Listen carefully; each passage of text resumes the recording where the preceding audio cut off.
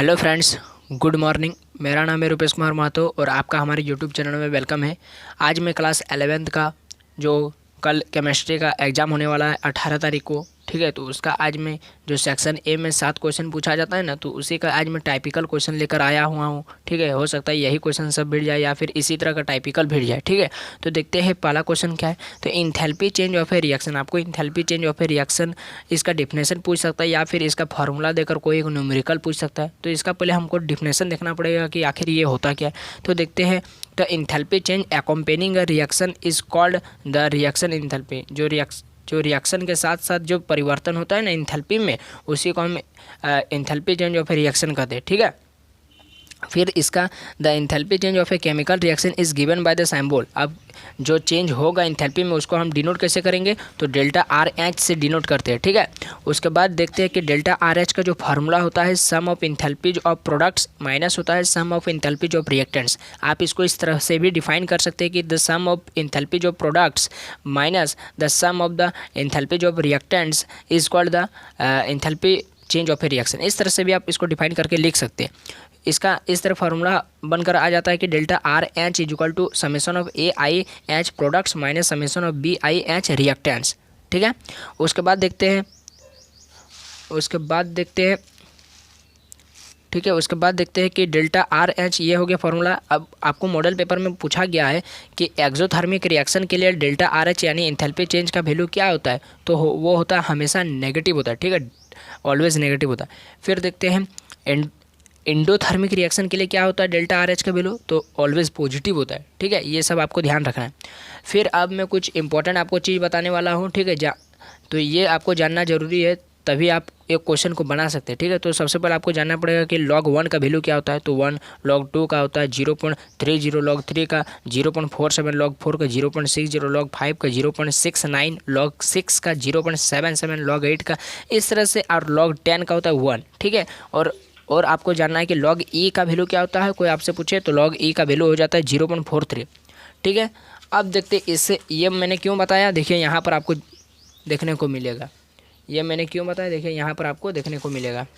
आपको यहाँ सवाल पूछा गया है कि calculate the pH of the following. आपको पीएच निकालने बोल रहा है, ठीक है। तो आप कैसे निकालेंगे, तो देखिए 0.003 मोलर ऑफ HCl, ठीक है। इसका आपको पीएच मान निकालना है। तो पीएच का फॉर्मूला होता है minus log H plus ion, यानी इसका यदि आपको डिफिनेशन पूछेगा तो आप इस तरह से लिख सकते हैं the negative logarithm of hydronium ion, ठीक है, या H प्लस आयन को ही हम पीएच बोलते हैं, ठीक है।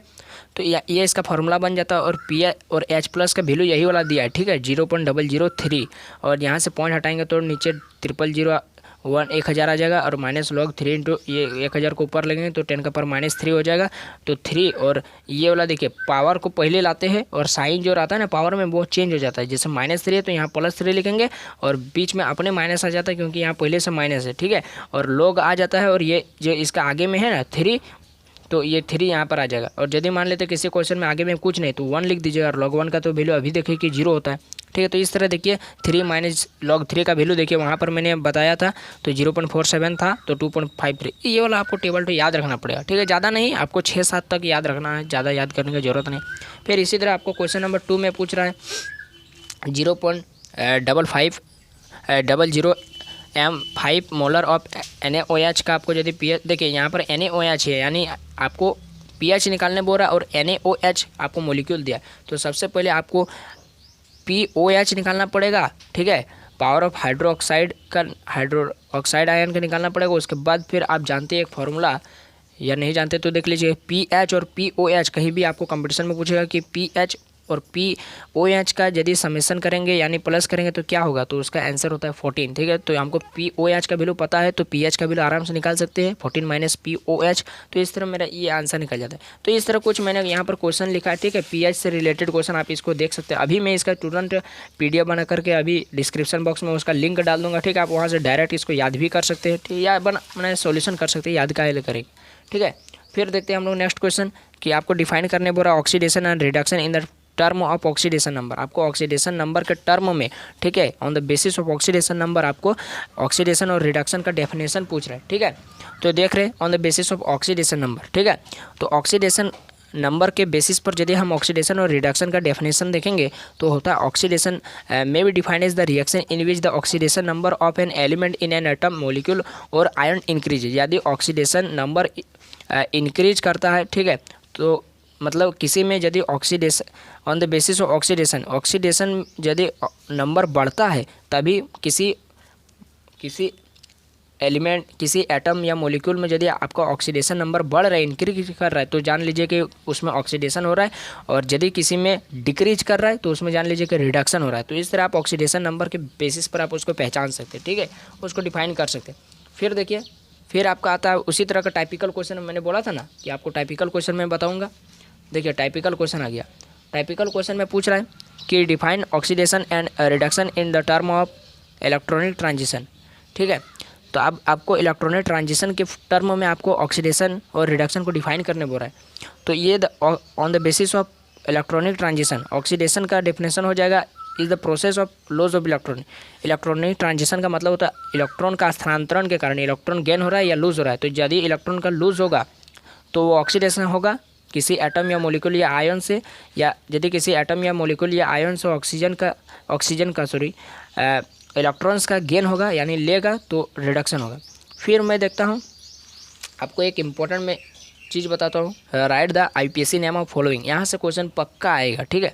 तो यहाँ से देखते हैं, मैंने यहाँ पर देखिए 5 लिखा है, 5 को लिखा है, ठीक है। कंपाउंड आपको इसका नोमेनक्लेचर करना है, ठीक है, आईपीएससी नेम, ठीक है। तो CH2 double bond CH, single bond C, triple bond C और सिंगल बॉन्ड CH3, और फिर है CH3 CH double bond C CH3 का होल 2।